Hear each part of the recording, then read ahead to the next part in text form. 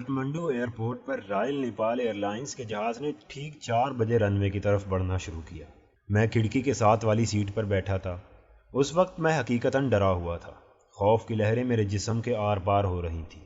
میری نظریں airport building کے ایک کونے سے دوسرے کونے تک لگی ہوئی تھی۔ ہر لمحے یہی خیال گزرتا کہ اب پولیس کی جیپ نمودار ہوگی، پائلٹ جہاز کو رن وے پر ہی روک لے گا اور پولیس مجھے گرفتار کر کے لے جائے گی۔ اگرچہ ایسے مرحلے پہلے بھی کئی بار مجھ پر گزر چکے تھے، لیکن 3.5 سال مسلسل زندگی اور موت کا کھیل کھیلتے کھیلتے میں اب ذہنی طور پر ٹوٹ پھوٹ چکا تھا۔ اور اب تو بات یہاں تک آن پہنچی تھی کہ ایک طرف آزادی، اپنا وطن، اپنا گھر اور گھر والے، اور دوسری طرف 3rd ڈگری ٹارچر کے ساتھ اذیت ناک موت، اور ان دونوں کے بیچ محض چند منٹوں کا فرق تھا۔ محض چند منٹوں کا۔ قسمت نے زندگی کی بازی کھیلتے ہوئے مجھے ہمیشہ 3 کے اکے دیے، لیکن ہر بار تو 3 کے اکے نہیں ملتے۔ اب تو یہ آخری داؤ تھا۔ اگر بازی الٹی پڑتی تو؟ خوف کی لہر نے مجھے ایک جھٹکا دیا۔ میں نے آنکھیں بند کر لیں اور سب کچھ اس قادر مطلق پر چھوڑ دیا جس کی طاقت اور قدرت کی کوئی حد نہیں۔ اچانک ایئر ہوسٹس کی مدھر آواز مجھے غنودگی سے باہر لے آئی۔ سیفٹی بیلٹس کھولنے اور سگریٹ پینے کی اجازت مل گئی تھی۔ میں نے سگریٹ نکال کے سلگایا اور ایک لمبا کش لگایا، لیکن میرا ذہن سگریٹ کے دھوئیں کے مرغولوں کے ساتھ ماضی کی طرف جا رہا تھا۔ 3.5 سال، 1185 دن، اور ان 1185 دنوں میں بیتے ہوئے انگنت واقعات ایک تیز رفتار فلم کی طرح میرے ذہن کے پردے سے گزر گئے۔ ہمارے جہاز کی منزل بینکاک تھی اور مجھے بینکاک کے پاکستانی سفارت خانے سے کراچی کے لیے ہوائی ٹکٹ لینا تھا۔ یہ واقعہ اچانک میرے ذہن میں آ گیا تو یہ واقعات کے تسلسل کا ایک حصہ ہے جسے میں نے آپ کی آگاہی کے لیے بیان کر دیا۔ میرا سفر شروع کیسے ہوا، میں اسے آپ کے سامنے بیان کرتا ہوں۔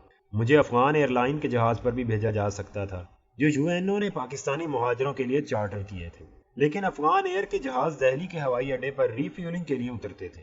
اس دوران بھارتی CBI اور فوجی جاسوسی ادارے کے کارکن جہاز میں آ کر مسافروں کو چیک کرتے تھے، اور اگر ان میں کوئی وانٹڈ ہوتا تو اسے اتار کر لے جاتے تھے۔ میرا نام تو ان کے مطلوبہ افراد میں نمایاں تھا، اور پھر کھٹمنڈو میں بھارتی سفارت خانہ میری اصلیت کا علم ہو جانے پر میری نقل و حرکت پر مسلسل کڑی نظر رکھتا تھا۔ اسی لیے مجھے کھٹمنڈو ایئرپورٹ پر چین کی سفارتی گاڑی میں لایا گیا۔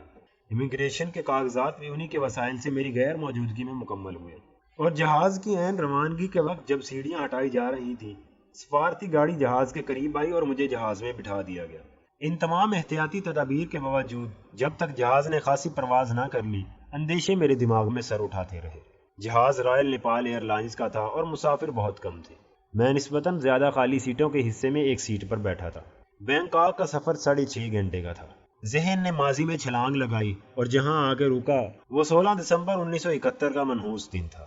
میں تربیلا ڈیم بنانے والی کمپنی میں اسسٹنٹ پبلک ریلیشنز آفیسر تھا۔ معقول تنخواہ تھی، کمپنی نے بہت سی سہولتیں دے رکھی تھی اور زندگی نہایت سکون سے گزر رہی تھی۔ بھارت سے ہماری جنگ تھی۔ UNO میں ہزاروں سال تک جنگ جاری رکھنے کے عہد کیے جا رہے تھے۔ جنگ بند کرنے کے لیے پولینڈ کی قرارداد جسے عالمی طاقتوں کی حمایت حاصل تھی، ہمارے وفد کے سربراہ نے پھاڑ دی تھی۔ یہ محسوس کرایا جا رہا تھا کہ آئندہ چند دنوں میں ہی بھارت گھٹنے ٹیک دے گا اور جنگ بندی کے عوض مقبوضہ کشمیر ہمیں تشتری میں رکھ کر پیش کرے گا۔ جنرل نیازی ان دنوں مشرقی کمان کے سربراہ تھے، اور ان کے اس دعوے کی بڑی تشہیر کی گئی کہ بھارتی افواج کو واپس ان کی سرحدوں میں دھکیل دیا گیا ہے اور بھارتی ٹینک ان کی لاش ہی پر سے گزر کر ڈھاکہ میں داخل ہو سکتے ہیں۔ ان خوشکن دعووں سے بہلائے گئے دل پر BBC کی یہ خبر بجلی بن کر گری کہ 16 دسمبر 1971 کو پاکستانی افواج ہتھیار ڈالنے کا معاہدہ کر چکی ہیں، اور جنرل نیازی نے اس رسم کی ادائیگی کے لیے اپنے پرانے بھارتی ساتھی جنرل اروڑا کو ڈھاکہ آنے کی دعوت دی ہے۔ یقین جانیے کہ پہلے تو اس خبر کو سچ ماننے پر دل ٹکا ہی نہیں کہ مسلمان ہندوؤں کے آگے ہتھیار ڈالیں گے۔ محمد بن قاسم کا چند ہزار جوانوں کے ساتھ راجہ داہر کو شکست دینا، محمود غزنوی کے 17 حملوں میں جن میں سواروں کی تعداد کبھی 10,000 سے زیادہ نہ تھی، ہندوستان بھر کے راجاؤں کی لاکھوں کی افواج کو ہر بار شکست دینا اور سومنات تک جا پہنچنا، اور بے شمار جواہر کو ٹھکرا کر بت فروش کے بجائے بت شکن کہلانا، ہندوؤں کے سب سے بہادر ذات راجپوتوں کی سب سے اعلیٰ نسل سورج دھنسی کی جودھا بائی سے شہنشاہ اکبر کا شادی کرنا، جبکہ ہندوؤں کے دھرم کے مطابق ان پر مسلمان کا سایہ پڑنے سے بھی وہ ناپاک ہو جاتے ہیں، احمد شاہ ابدالی کا راجہ جے چند کو 4 مرتبہ شکست دینا اور ہر بار اس سے اپنے پاؤں دھلوا کے اسے چھوڑ دینا۔ جو قوم مدینہ کی گلیوں سے نکل کر ایک طرف افریقہ کو فتح کر کے یورپ میں اسپین اور البانیہ تک جا پہنچی اور دوسری طرف ایران، افغانستان، ہندوستان، مشرقی روس کی ریاستوں کو فتح کر کے ملائیشیا، انڈونیشیا پر اپنی حکمرانی کے جھنڈے گاڑے، وہ قوم جس میں حضرت خالد بن ولید، طارق بن زیاد، موسیٰ بن نصیر، نور الدین زنگی، صلاح الدین ایوبی، محمد بن قاسم، محمود غزنوی اور ٹیپو سلطان جیسے دلیر جرنیل پیدا ہوئے، جس کا نام سنتے ہی غیر مسلم حکمران خوف سے کانپنے لگ جاتے تھے۔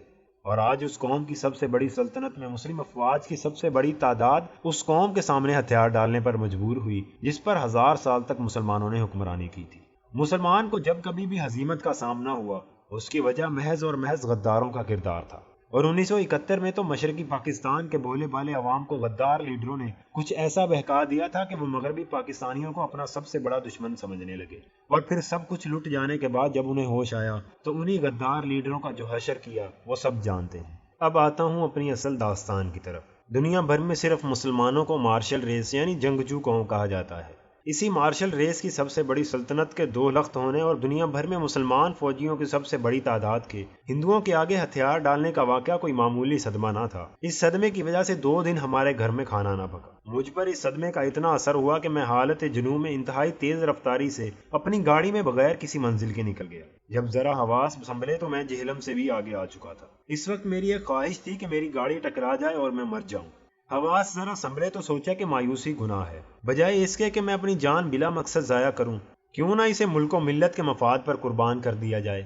16 دسمبر کو سقوط ڈھاکہ ہوا اور 17 دسمبر 1971 کو میرا بڑا بیٹا تربیلا کی کمپنی اسپتال میں پیدا ہوا، لیکن میں نے اس کی صورت 2 روز بعد دیکھی۔ کمپنی کا جنرل مینیجر اور میں چونکہ ایک ہی دفتر میں بیٹھے تھے، اس لیے دن میں کئی بار اس سے ملنے کا موقع ملتا تھا۔ غالباً 20 یا 21 دسمبر کو وہ میرے کمرے میں آیا اور کہا کہ میں تمہیں لڑکے کے پیدا ہونے کی مبارکباد دوں یا پاکستان کے 2 لخت اور شکست کھانے کا افسوس کروں۔ میں نے اسے جواب دیا کہ قوموں کی تاریخ میں اتار چڑھاؤ میں 34 برس کا عرصہ کوئی حقیقت یا فیصلہ کن اثر نہیں رکھتا۔ 6 برس قبل اسی بھارت قوم نے ایسی شکست دی تھی کہ دوران جنگ اس کے نمائندے نے UNO میں چلا چلا کر کہا تھا کہ ہم ابھی اور اسی وقت جنگ بندی کے لیے تیار ہیں۔ جنگ بندی کے فوراً بعد معاہدہ تاشکند پر دستخط ہونے کے بعد بھارتی وزیر اعظم لال بہادر شاستری اپنی مکمل شکست سے بچنے کی خوشی برداشت نہ کرتے ہوئے وہیں مر گیا۔ 1965 کی جنگ میں پاکستانی بارڈر سے 240 میل دور بھارتی حکومت نے اپنا دارالحکومت دہلی سے الہ آباد منتقل کر لیا تھا۔